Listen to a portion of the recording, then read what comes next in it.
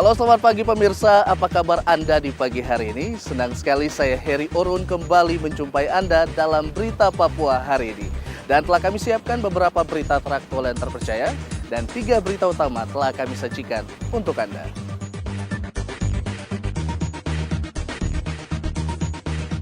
Pegawai Dispenduk Capil Manokwari terpapar COVID-19, kantor ditutup 3 hari.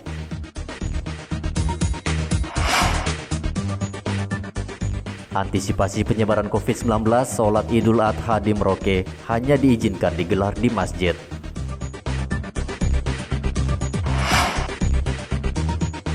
Polisi pastikan tidak ada pengibaran bintang kejora di Papua.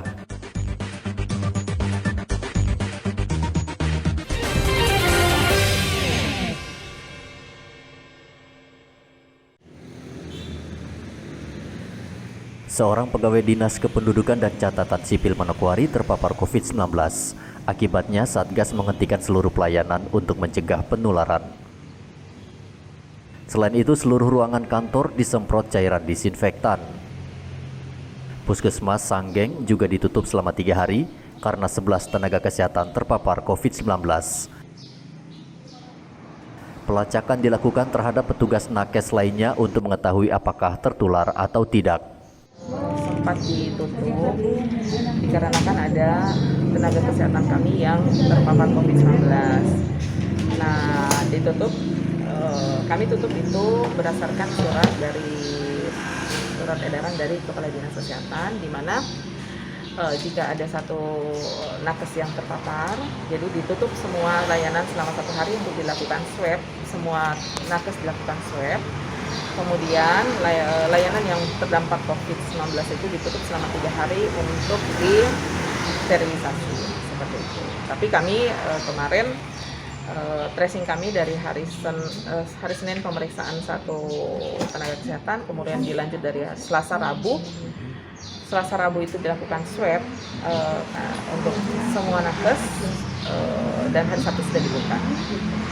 Jadi dipastikan dulu nakes yang melakukan pelayanan dalam keadaan sehat dan swab PCR-nya negatif. Dan nakes yang terpapar COVID sekarang dalam isolasi mandiri. Oh, hanya OTG saja atau? Kebanyakan mereka adalah tanpa gejala dan gejala ringan. Satgas COVID-19 Papua Barat mengaku dalam sepekan ini terjadi lonjakan kasus di 9 kabupaten.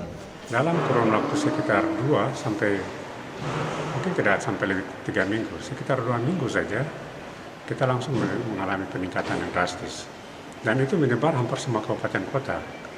Manokwari, Sorong, Teluk Mendana, Fakfa, semua melaporkan peningkatan kasus. Jadi kalau kita hubungkan dengan temuan laporan dari wilayah Jawa, Sumatera, Bali yang ada peningkatan kasus karena ditemukan ada varian baru yang cepat menular, kita juga mencurigai ke arah sana. Karena kalau kita bandingkan dengan awal-awal pandemi, itu tidak secepat saat ini. Peningkatan kasusnya cepat. Dan kemudian yang kita bisa mencurigai juga karena kita belum menutup pintu-pintu masuk, akses masuk keluar. Orang masih masuk keluar dari luar Papua Barat, dari Sulawesi, Jawa, Bali. Dan penyakit ini kan mengikuti pergerakan manusia. Jadi kita baru mencurigai ke arah sana, tapi sekali lagi untuk memastikannya harus dengan pemeriksaan laboratorium. Jadi kalau kita lihat sekarang ini, hampir setiap hari saya mengamati, khusus Manokwari saja, itu rata-rata tuh 50% kasus yang kita temukan. Peningkatan yang tajam sekali. Bahkan beberapa tugas kesehatan juga sudah mulai terpapar. Data Satgas COVID-19 Papua Barat per 1 Juli, pasien positif COVID-19 yang dirawat di rumah sakit berjumlah 185 orang. Warga diminta terus menerapkan protokol kesehatan secara ketat karena pandemi belum berakhir, apalagi adanya varian baru COVID-19 yang lebih cepat menular. James melaporkan dari Manokwari, Papua Barat. Kembali 2 anggota polisi Polres Merauke terpapar COVID-19. Sebelumnya, 2 anggota polisi di Polres ini juga terkonfirmasi positif COVID-19. Dalam beberapa hari terakhir, sudah ada 5 polisi yang dirawat. Wakapolres Merauke Kompol Leonardo Yoga membenarkan anggota positif COVID-19. Ia mengatakan 1 dari 4 anggota kini dirawat di rumah sakit dan yang lainnya menjalani isolasi mandiri. Ada tambahan 2 orang anggota dari Polres Merauke terkonfirmasi positif COVID-19. Jadi total saat ini yang terpapar ada 5 orang. Tapi seluruhnya memang yang tanpa gejala ya kecuali Bapak Kapolres. Dan saat ini melaksanakan isolasi mandiri. Sementara yang dirawat berapa orang Pak Waka? 5 orang. Yang dirawat ini? Iya. Semua di rumah sakit Pak Waka? Nah, yang dirawat di rumah sakit 1 saja. Oh, 1 saja. Ibu sudah tidak ada lagi. Tapi kondisi yang di rumah sakit Pak Waka? Secara umum baik ya. Baik. Secara umum baik, cuman harus dirawat secara intensif ya. Ya. Dipasang ventilator. Ventilator. Cuman secara umum kondisinya baik. Terpaparnya polisi membuat Satgas COVID-19 langsung melacak polisi lainnya yang terakhir kontak dengan pasien. Aparat kepolisian sangat rentan terpapar COVID-19 karena sering bertemu dengan warga. Mereka diminta terus menerapkan protokol kesehatan. Muhammad Ridwan melaporkan dari Merauke, Papua.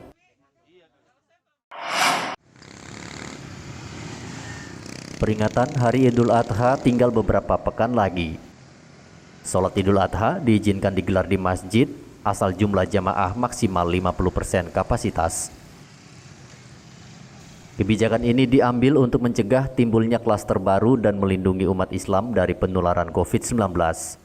Untuk 50% gitu kan daya muat masjid. Iya. Nah, kalau rekomendasi dari Dinkes seperti apa, Dok? Ya tinggal diikuti saja, itu kan sudah ada edaran kesepakatan bersama dengan tim Satgas terkait dengan pengurangan kapasitas. Kalau tidak dibatasi numpuk semua dengan orang kan kerumunan, jaga physical distance-nya itu tidak susah diatur kan ya repot lagi. Artinya dalam ini bahwa diperbolehkan untuk melaksanakan sholat di masjid. Iya. Cuma kapasitas 50%. Tinggal diatur oleh pengurus masjid kan. Kementerian Agama sudah mengeluarkan larangan sholat Idul Adha di daerah yang penyebaran COVID-19 masuk dalam zona merah. Sementara di zona hijau, sholat Idul Adha bisa dilakukan di masjid atau di lapangan terbuka dengan tetap menerapkan protokol kesehatan yang ketat. Muhammad Ridwan melaporkan dari Merauke, Papua.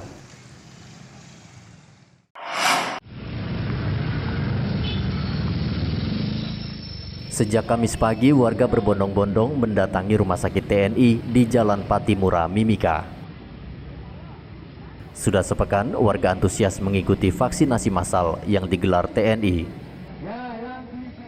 Selain mendaftar secara manual, warga juga bisa mendaftar secara online. Petugas telah menyiapkan 800 dosis vaksin jenis Sinovac. Vaksin tidak ada rasa apa-apa. Ya. Terima kasih, sangat bersyukur. Iya. Karena ada vaksin gratis ini kan, ada teman sama keluarga lagi. Kalau ada vaksin jangan takut karena ini untuk kesehatan sendiri juga gratis lagi. Dari hal yang terjadinya banyaknya masyarakat. Yang pertama memang kita membuka mulai dari hari Selasa kemarin. Selasa nanti akan kita buka sampai hari Sabtu. Karena dari Selasa kita buka dan animo masyarakat sangat banyak, jadi kita sudah buka ini hari ketiga. Hari Selasa kita mendapat 584 orang, hari Rabu kita mendapat 550 orang. Mudah-mudahan hari ini kita bisa tembus di 600 dan begitu juga selanjutnya sampai hari Sabtu. Mudah-mudahan dengan diadakannya vaksinasi massal di Rumkit Bantimika ini yang kerjasama dari Pemda, khususnya Dinas Kesehatan dengan TNI untuk memutus rantai, salah satu memutus rantai COVID-19. Untuk jumlah vaksin yang kita siapkan untuk 1 minggu ini tidak terbatas. Dari di IFK sendiri untuk vaksin masih banyak. Jadi kalau animo masyarakat masih banyak, nanti kita akan lanjutkan lagi program ini. Pelaksanaan vaksinasi ini juga dijaga ketat tentara yang terus memberikan himbauan kepada warga agar tetap menjaga jarak serta tetap menggunakan masker. Igobat Momolin melaporkan dari Mimika, Papua.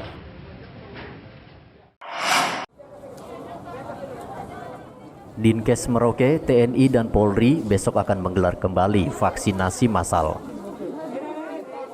Vaksinasi massal digelar di halaman Polres Merauke dengan target 1.000 orang. Satgas COVID-19 Merauke menghimbau warga datang langsung ke Polres besok dan mengajak sanak keluarga lain. Lansia itu kan kelompok yang kita anggap rentan, kan gitu. Dan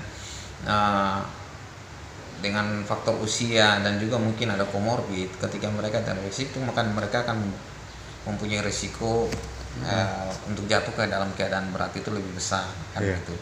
Sehingga kita harapkan lansia ini bisa divaksinasi, ya, bisa divaksinasi secepatnya.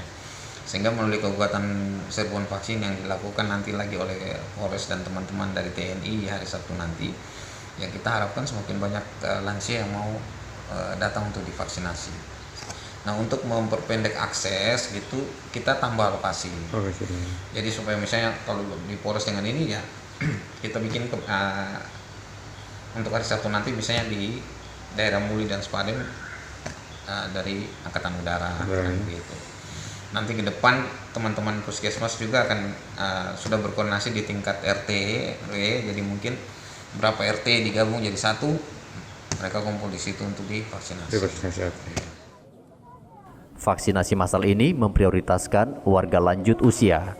Hingga saat ini baru 2.000 lansia yang divaksinasi, padahal targetnya 43.000 orang. Warga yang akan divaksin juga dipermudah. Mereka tidak perlu mengurus surat domisili, cukup membawa KTP. Muhammad Ridwan melaporkan dari Merauke, Papua.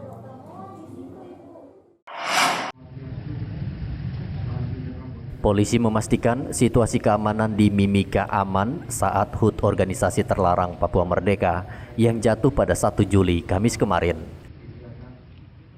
Polres Mimika sejak Rabu lalu telah menyiagakan 300 anggota polisi yang gencar berpatroli di wilayah rawan untuk mengantisipasi pengibaran bintang kejora yang biasa dilakukan kelompok organisasi ini saat peringatan HUT.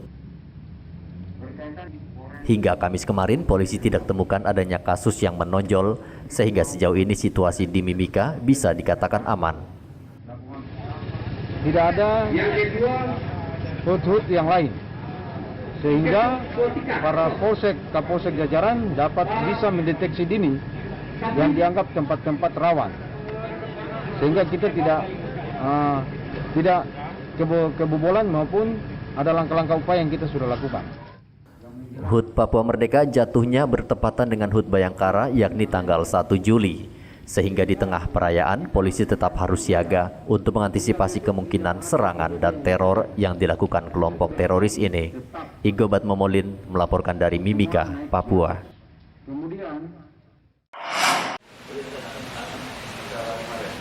Polda Papua memusnahkan barang bukti narkotika jenis ganja seberat 15 kg di halaman kantor Direktorat Narkoba, Dok 5, Kamis kemarin. Pemusnahan itu dilakukan dengan cara dibakar dan disaksikan ke-15 tersangka. Ganja ini disita polisi dari 15 pelaku yang menyelundupkannya dari Papua New Guinea dalam kurun waktu 2 bulan terakhir. Narkotika jenis ganja sebagian besar berasal dari negara tetangga, yaitu PNG.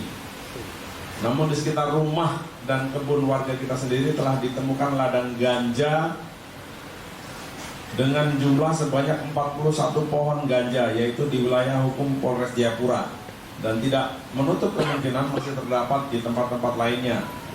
Sedangkan narkoba jenis sabu-sabu, tembakau gorila, dan ganja sintetis berasal dari luar Papua, yaitu Makassar dan Jawa.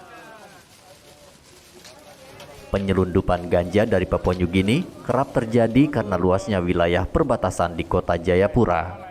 Petugas cukup kewalahan memantau wilayah yang luas. Sejauh ini ada 2 jalur yang bisa ditempuh pelaku, yakni lewat darat dan laut. Pengawasan perbatasan harusnya menjadi kunci menurunkan kasus penyelundupan narkotika antar negara itu. Hendra melaporkan dari kota Jayapura, Papua.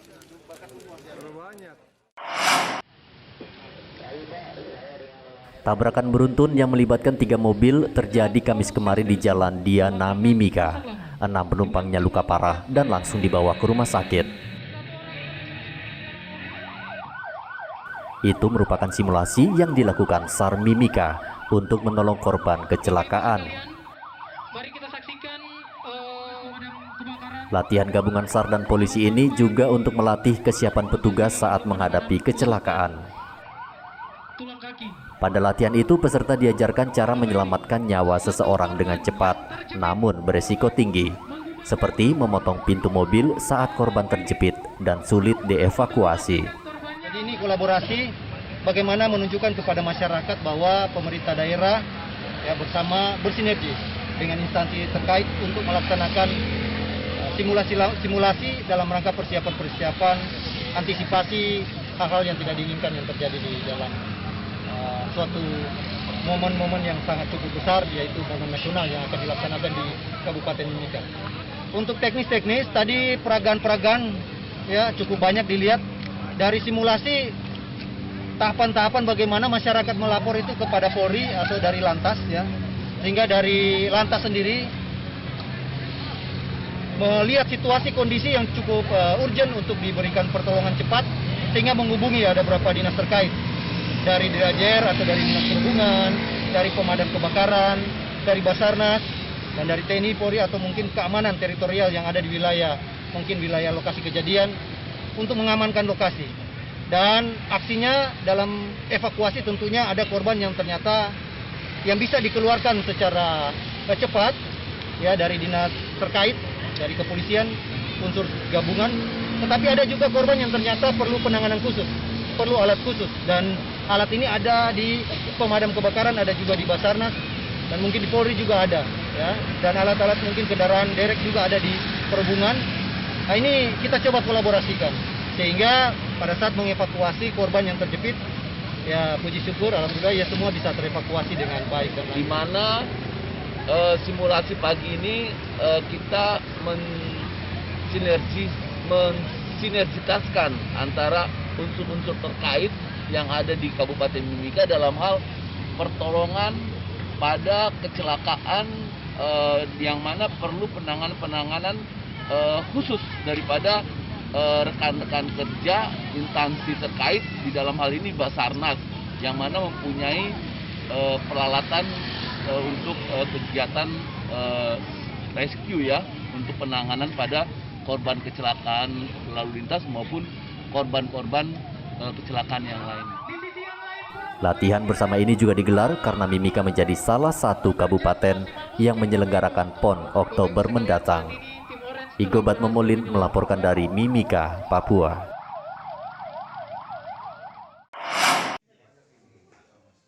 Di tengah masa pandemi COVID-19, upacara HUT ke-75 Bayangkara terpaksa digelar secara virtual.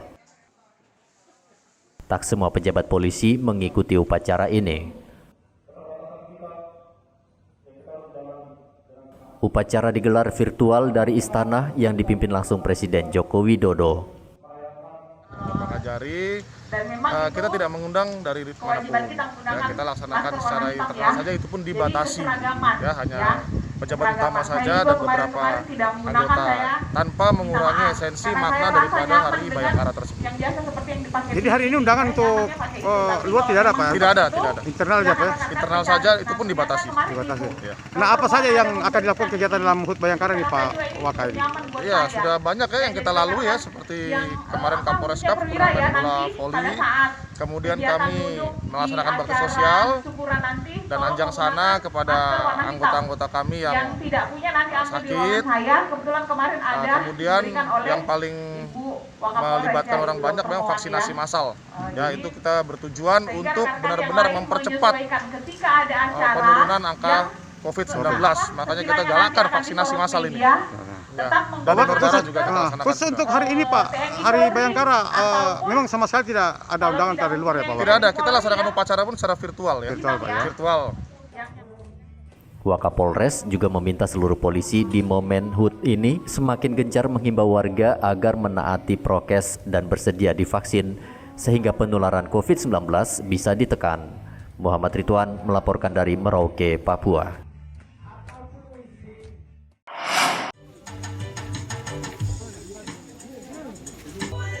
Untuk memeriahkan hari ulang tahun ke-75 Bayangkara, Kamis kemarin, polisi menggelar lomba dayung perahu adat yang dilangsungkan di Pelabuhan Pomako di depan dermaga Satuan Polairut Polres Mimika. Acara berlangsung meriah dan menarik perhatian warga sekitar. Kegiatan lomba perahu adat ini diikuti 16 peserta dengan 12 perahu adat. Peserta diwajibkan mengenakan pakaian adat dan mereka begitu antusias mengikuti lomba ini. Senang karena ada lomba begini, kita semangat. Nama siapa? Anselmus. Terus tadi dayung bagaimana? Capek juga tapi enak. Selain perlombaan, polisi juga gencar menggelar vaksinasi massal untuk menekan angka penularan COVID-19. Igobat Momolin melaporkan dari Mimika, Papua.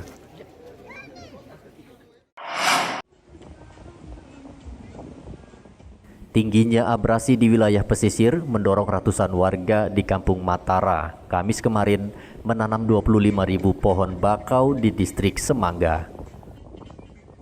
Penanaman bakau ini dilakukan sepanjang 15 km, mulai dari Kampung Serapuh Urum hingga Kampung Nasai. Di sepanjang bibir pantai, kurang lebih 15 kilo dari Urum sampai Kundir. Ya. Ini dalam antisipasi abrasi pukulan ombak yang sebelumnya dari pemerintah sebelumnya sudah dilakukan tindakan untuk mencegah abrasi, namun kita lihat sampai saat ini tidak juga bisa ada ini, tetap terus ombak dari laut ini sampai mau dekat kampung-kampung ini, kampung-kampung lokal. Tanaman bakau atau mangrove sangat efektif menjadi benteng wilayah pesisir dari abrasi. Tanaman ini juga bisa menjadi habitat yang baik bagi satwa laut seperti kepiting, siput, dan udang. Kayu bakau juga sangat berguna karena kualitasnya sangat baik. Pemerintah daerah diharapkan agar lebih memperhatikan daerah pesisir dan mengembangkan hutan bakau sebagai jalan mencegah abrasi yang semakin memprihatinkan. Muhammad Ridwan melaporkan dari Merauke, Papua. Pemirsa, informasi tadi mengakhiri jumpa kita dalam Berita Papua hari ini. Saya Heri Orun, mewakili seluruh kerabat kerja yang bertugas, mengucapkan terima kasih untuk kebersamaan Anda. Selamat pagi, selamat beraktivitas, dan Wanyambi.